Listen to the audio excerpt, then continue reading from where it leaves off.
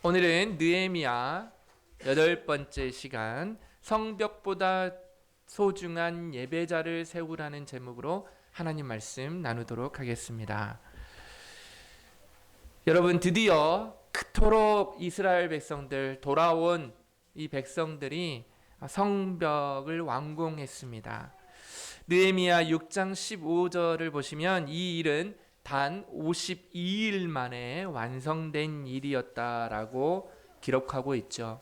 이 성벽이 완공되자 대적들은 낙담합니다. 그리고 느헤미야 6장 16절에 보면 온 세상은 이렇게 고백하죠. 이 일은 우리 하나님께서 이 역사를 이루신 것이다. 인정할 수밖에 없는 큰 일이었습니다. 히브리서 11장 10절 말씀처럼 느헤미야와 백성들은 하나님이 계획하시고 지으실 터가 있는 성을 바라보며 52일 동안 이 일을 달려왔던 것이죠. 그들은 밤낮 없이 바깥 외부의 적들과 내부의 적들과 끊임없이 싸웠습니다.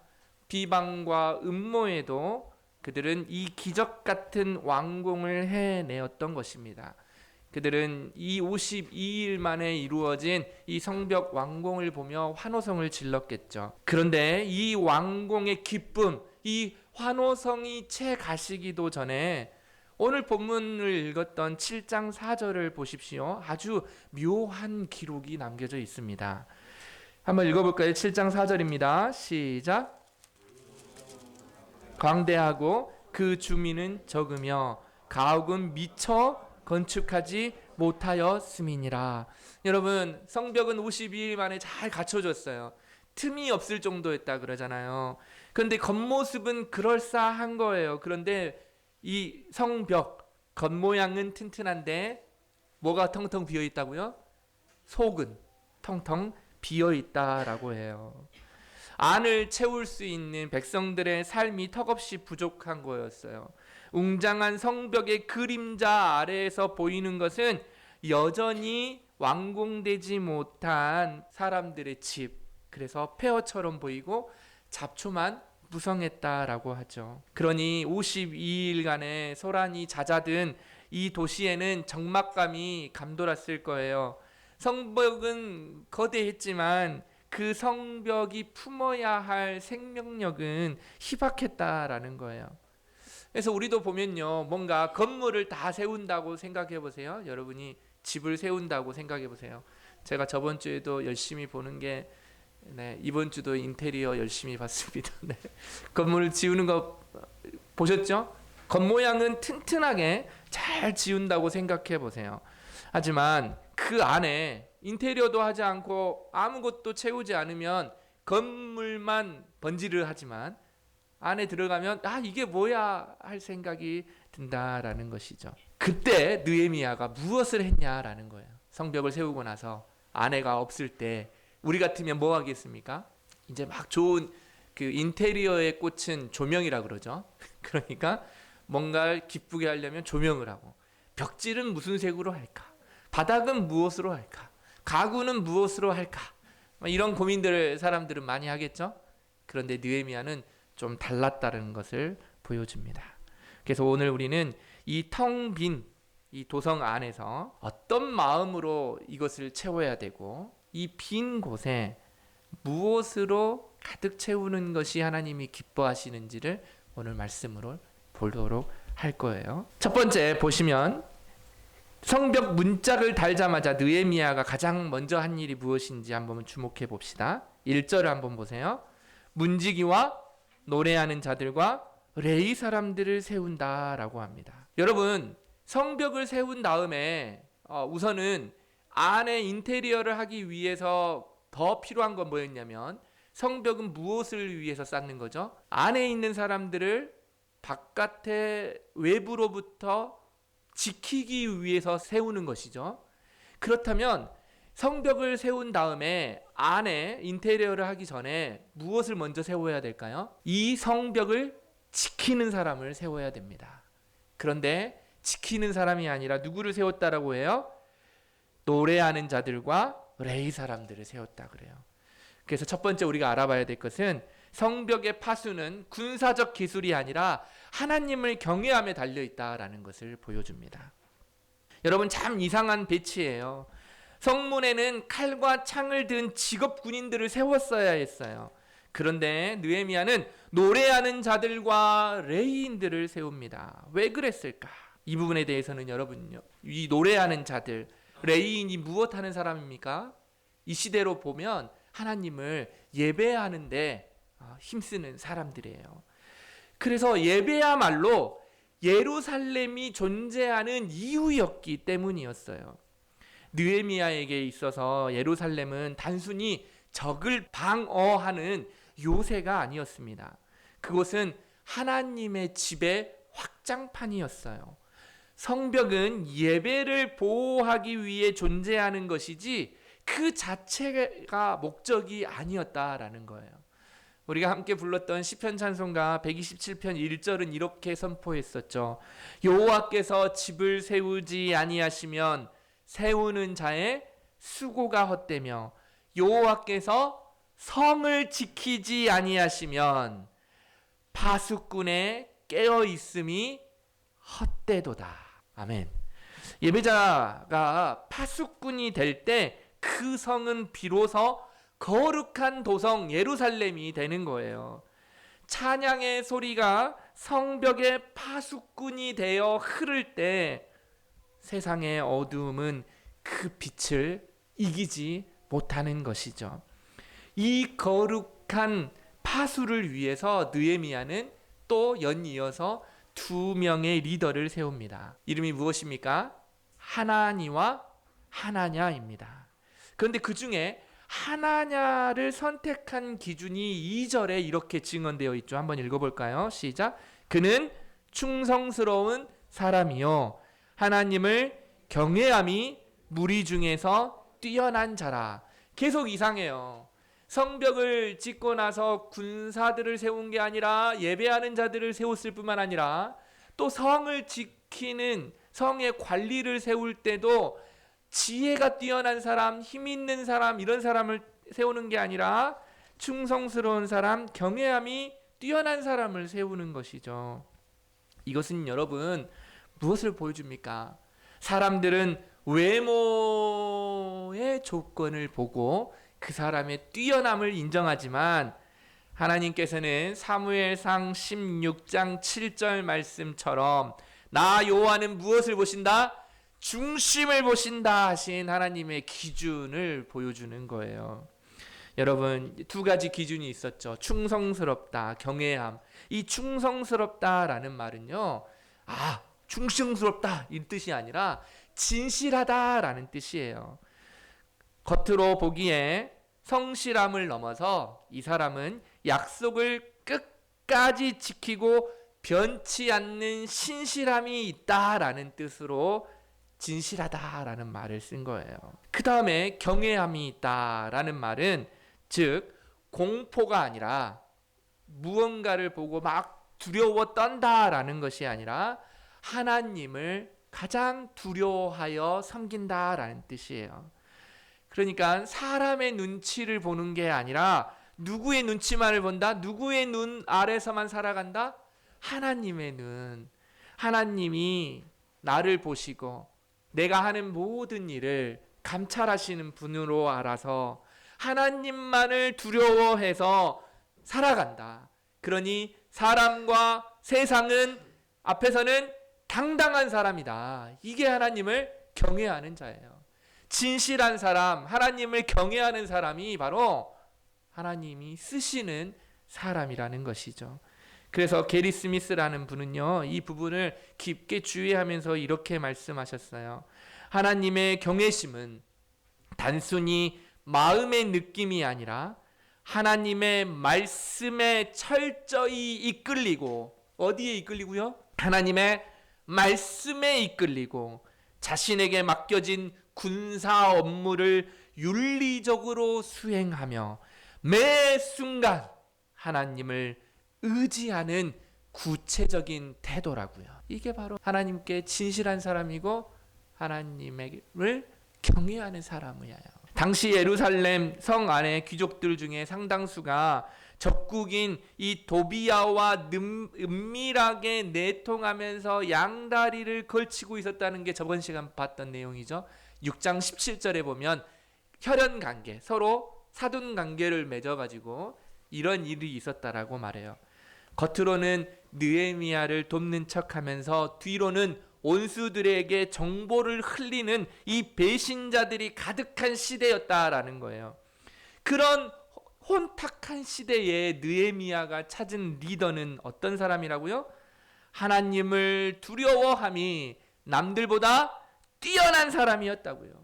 하나님 외에는 그 누구도 두려워하지 않기 때문에 세상과 타협하지 않는 사람만이 이 무너진 공동체를 지킬 수 있는 파수꾼이 될 수 있다라는 기준이에요.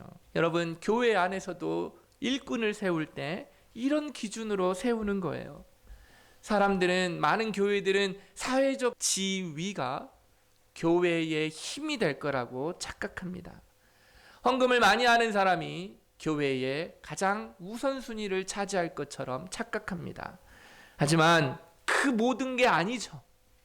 교회에서는 느헤미야가 찾았던 그 기준, 하나님을 두려워하는 그 경건함, 진실함이 교회의 모든 기준이 되어야 합니다. 시스템이 교회를 지키는 것이 아니라 하나님을 경외하는 이 한 사람이 교회를 지키는 거지요. 이것이 바로 우리 구주 예수 그리스도께서 보여주신 이 십자가의 신실하심과 경외함 아니겠습니까?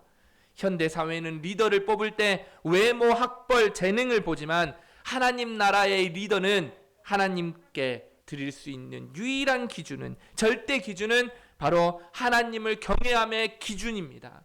하나님을 신실하게 믿는 것이 기준이라는 거예요.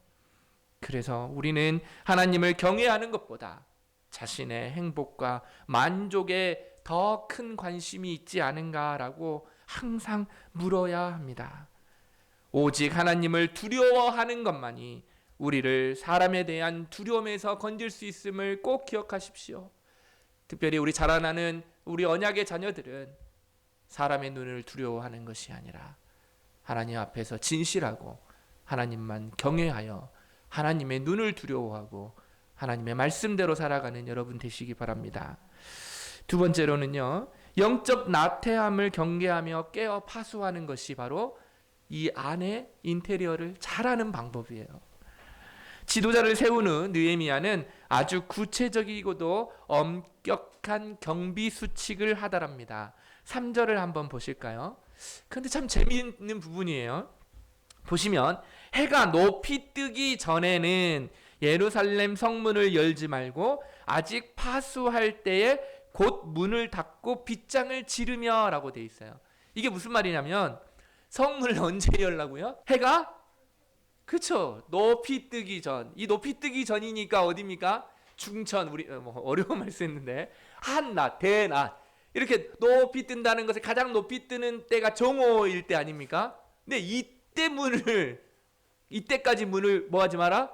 열지 말라는 거예요. 왜요? 빨리 아침에 일어나는 새가 빨리 잡혀 먹으니까 그럴까요? 그래서 하지 말라는 거였어요? 저는 어렸을 때부터 저희 어머니 아버지에게 늘 들었던 거, 네, 너무 우리 어머니 아버지가 새벽형이어가지고 힘들었거든요.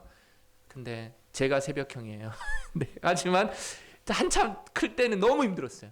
아침에 일어나는 게 너무 힘들더라고요. 그러니까 아침잠이 많아서 이스라엘 백성들은 해가 높이 뜰 때까지 성문을 열면 안 됐을까요? 충분히 쉬어라, 이런 뜻입니까? 많이 자야 키가 크니까 우리 아이들을 위해서 문을 열지 마라 그랬을까요? 여러분, 고대 사회에서 성문은요, 그 당시에는 뭐가 없어요? 전기가 없잖아요. 그러면 언제 생활하고 언제 자죠? 상식이잖아요. 해가 뜨면 일어나고 해가 지면 잠자는 거죠. 이게 일이었어요.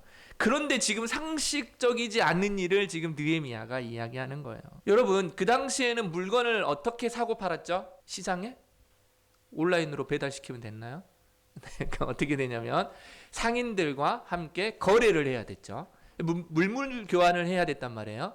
그러니까 성문을 열어야만 사람들이 와서 내가 필요한 물건도 사고 물건도 팔아야 될 거 아닙니까?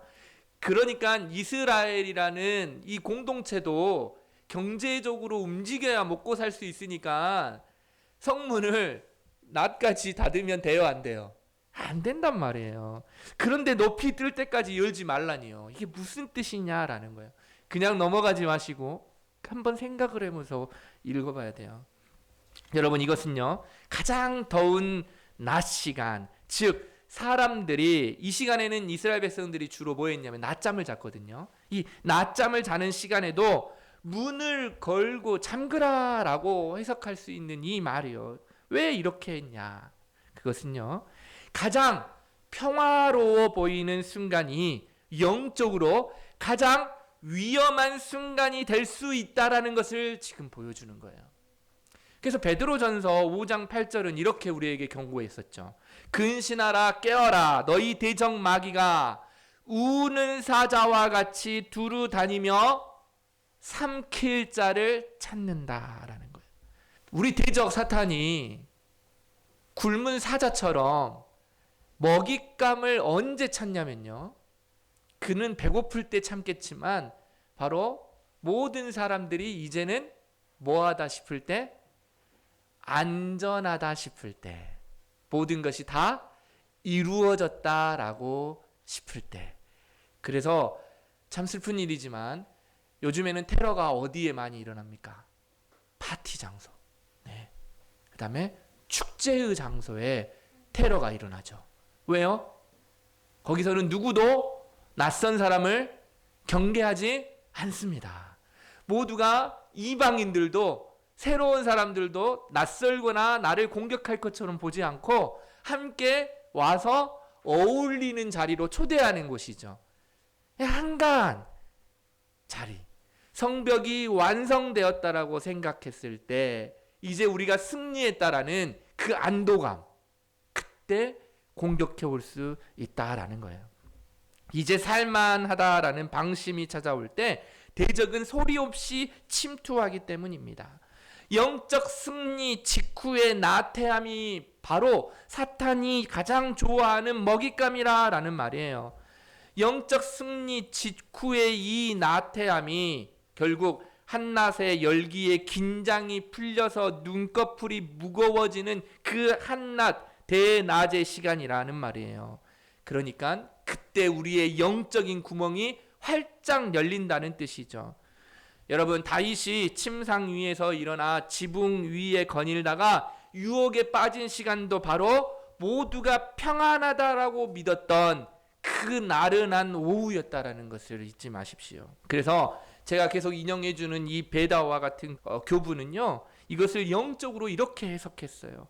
이 세상의 어두운 밤이 지나고 의의 태양이신 그리스도께서 재림하실 때까지 교회는 죄와 세상에 대해 문을 닫고 깨어 있어야 한다.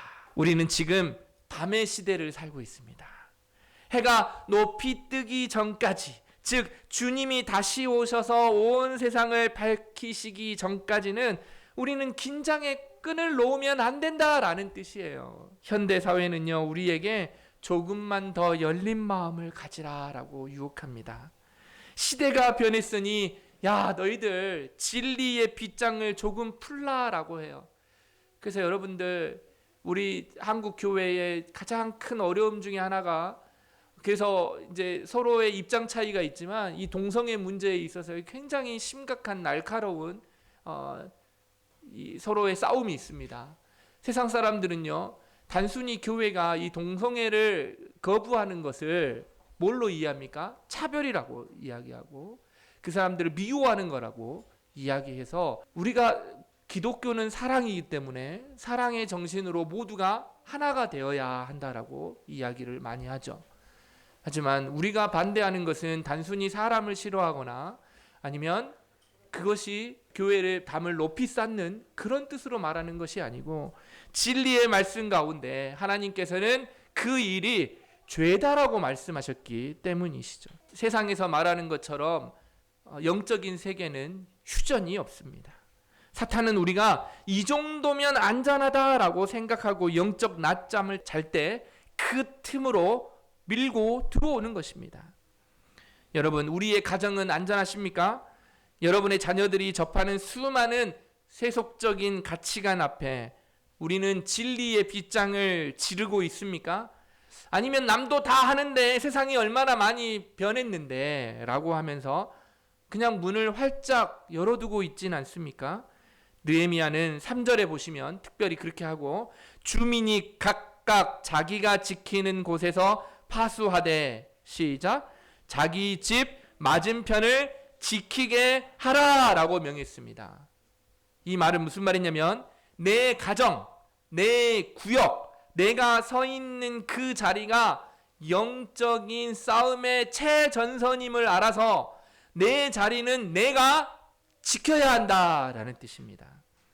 거창한 이름의 사역보다 더 시급한 것은 내 거실, 내 일터에서 하나님을 향한 거룩한 경계심을 유지하고 있냐라는 거예요. 로마서 13장 11절의 말씀처럼, 또한 너희가 이 시기를 알거니와 자다가 깰 때가 벌써 되었으니 이는 이제 우리의 구원이 처음 믿을 때보다 가까웠음이니라 라는 말씀을 기억하며 영적 야성을 회복하는 우리의 모든 성도들 되시기 바랍니다.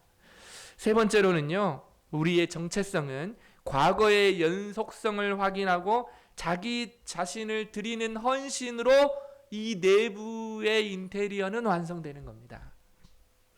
철저한 파수로 거룩함을 지켜야 한다면 이제 그 성문 안을 채울 우리의 뿌리가 어디에 있는지를 확인하고 그에 걸맞는 결단으로 나아가야 되는 거예요. 5절부터 보시면요, 이 기나긴 명단이 계속 나오잖아요. 근데 이것은 그냥 또 우리 처음에 봤듯이 예스라 때도 봤고 여러 번 봤는데 그냥 단순한 사람의 이름의 족보가 아니에요. 느헤미야는 내 하나님이 내 마음을 감동하사 이 옛 기록을 찾게 하셨다라고 5절에서 고백했잖아요. 텅 빈 예루살렘을 바라보며 예레미야가 하나님께 받은 지혜는 우리가 누구인가 다시 한번 확인하는 거였어요. 여러분, 예스라 2장에 이 명단이 이 느헤미야 7장에 다시 반복되고 있습니다. 왜 그랬을까요? 이것은 과거와의 연속성을 보여주는 거예요. 그러니까 지금 예루살렘에 있는 너희는 뿌리 없는 사람들이 아니라 아브람과 다윗의 언약을 계승하는 하나님 나라의 자녀라는 그 정체성을 확인시켜 주는 거예요. 우리가 그냥 이 자리에 앉아 있는 것이 아니라, 여러분, 똑같이 여러분들은, 우리 부모님은 교회 안 다니셨을지 모르지만, 나 때부터 처음 교회를 다녔을지 모르지만, 우리는 이 자리에 그냥 하나님 안에서 부름을 받아서 온 것이 아니라 하나님이 이미 태초부터 여러분을 택하여서 여러분을 이곳에 부르셨다라는 것을 다시 한번 확인해야 된다라는 뜻이에요. 그래서 하나님은 아무리 시간이 흘러도 하나님께서는 내가 알 수 없는 그 시간의 흐름 가운데 우리를 지명하여서 부르시고 그 부르신 자들을 그 가장 알맞은 곳에 넣어주셨다라는 거예요. 이 명단에 기록된 이름들은요, 안락한 페르시아의 삶을 포기하고 황폐한 약속의 땅을 선택한 믿음의 용사들이었어요. 이 명단 속에는 존귀한 제사장뿐만 아니라 이방인이었으나 성전 막일꾼이 된 느디님 사람 이름도 있습니다. 마지막에 한번 봐보세요. 그래서 이것은 무엇을 이야기하느냐? 지위가 중요한 것이 아니라 하나님의 부르신 그 자리에 순종하며 서 있느냐가 중요한 거예요. 에베소서 2장 19절 말씀처럼, 그러므로 이제는 너희는 외인이 아니요 나그네도 아니요 오직 성도들과 동일한 시민이요 하나님의 권속이 됨이라 라는 거예요. 이 사실이 이 족보가 증명해 보여주고 있어요. 하나님은 이 관리직의 특별한 사람들의 명단만을 말하고 있지 않아요. 우리가 보기에는 별로 중요하지 않고 성전에서 막리라는 사람, 사실 이스라엘 백성도 아니었고 자신들을 속여서 이스라엘에게 편입되고자 했던 이 기브온 족속의 어떤 한 명단이었던 이 리드님 사람들까지도 여기에 포함시켜 준 것은 바로 하나님께서 당신 택하신 자들, 부르신 자들은 누구 한 명도 소홀히 여기지 아니하시고 가장 귀하고 가장 고귀하게 보신다라는 것이죠. 우리도 마찬가지예요. 우리가 하나님의 백성으로서 이 자리에 나와 하나님을 예배하는 것은, 하나님을 섬기는 것은 내 직업, 내 고귀함, 내 조상의 혈통이 나의 정체성을 잡아주는 것이 아니라 바로 하나님이 우리를 부르시고 하나님께서 자녀 삼아 주신다는 그 확신이, 그 정체성이 우리를 고귀하게 만들어준다라는 거예요. 오늘날 우리는 안전지상주의 시대를 살고 있어요. 그래서 조너선 화이트라는 분이 있는데요. 그분은 현대인들이 안전과 편안함을 우상처럼 숭배한다라고 꼬집고 있어요. 그래서 교회 안에서도 어떻게 하면 덜 희생하고 덜 편안하게 신앙생활할까 하는 사람들이 많다고 해요. 그러나 7장 4절에 광대하지만 텅 빈 성읍, 주민은 적으며 가옥은 미처 건축하지 못한 모습은 우리에게 도전을 해줘요. 누가 이 불편한 도시, 이 다음에 헌신이 요구되는 자리, 이 자리를 누가 채우겠습니까? 교회는 건물이 아니라 그리스도 안에서 부르심을 받은 사람들의 모임이라는 거예요. 하나님은 지금도 당신의 생명책에 기록될 이름, 안락한 자신의 삶을 뒤로하고 거친 예루살렘으로 발걸음을 옮긴 그 남은 자를 기억하시고 여러분을 기억하신다라는 사실을 꼭 아시기 바랍니다. 느헤미야는 이 명단을 토대로 거룩한 이주를 계획했어요.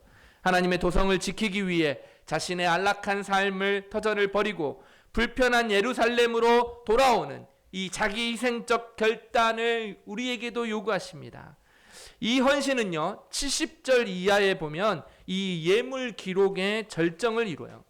족장들과 백성들이 금, 은, 제사장의 의복까지 아낌없이 내놓습니다. 이것은 단순히 여러분 돈 냈다는 거 아니에요. 헌금했다는 그 정도가 아닙니다.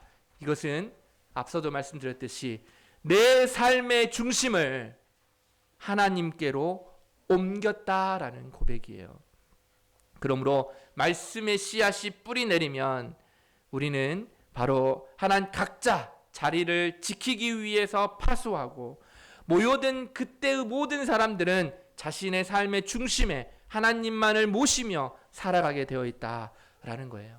이것이 바로 도시의 완성된 재건이에요. 사랑하는 여러분, 우리는 느헤미야 7장의 기나긴 이 명단과 오늘 있었던 내용들을 하나하나 살펴봤어요. 우리는 성벽이 중요하죠. 우리를 지켜야 하는 안전망이 중요하거든요. 그래서 돈으로 성벽을 단단히 쌓으려고 하는 사람들이 있어요. 또 어떤 사람들은 자기의 명예로 성벽을 단단히 쌓으려고 하는 사람들이 있어요. 아니면 자기의 학력으로 단단히 쌓으려고 하는 사람들이 있어요. 아니면 자기의 인간관계로 성벽을 단단히 쌓으려고 하는 사람이 있어요. 그래서 그 안에는 자기가 모은 돈, 인간관계, 명예로 더 좋은 곳으로 나만, 우리 가족들만, 내가 사랑하는 사람들만 끼리끼리 놀려고 하는 사람들이 있어요. 하지만 오늘 말씀 속에서 우리에게 교훈하는 것은 분명합니다. 그런 것들이 우리를 지켜주지 않아요. 노래하는 자들, 하나님을 찬양하는 소리가 우리의 삶을 끝까지 지켜주십니다. 하나님을 예배하는 것이 성벽을 지키는 가장 큰 무기입니다. 그뿐만 아니라 우리 안에서는 하나님을 예배하는 자들의 자세는 늘 하나님을 경외하고 하나님 앞에 진실하게 살아가는 것입니다. 왜 그러면 우리는 그렇게 살아야 됩니까? 하나님께서 우리를 그렇게 살도록 태초부터 정하시고 부르셨기 때문입니다. 그것이 내 삶의 가장 큰 행복이고 기쁨이기 때문입니다. 그러므로 승리의 기쁨 뒤에 찾아오는 영적인 나태함의 낮잠을 경계하고 세상을 향해서 각자 주어진 집의 맞은편을 빗장을 단단히 지르며 하나님을 경외하는 파수꾼으로 단단히 서는 여러분이 되시기 바랍니다. 늘 하나님의 말씀에 반응하는 여러분 되시길 바랍니다.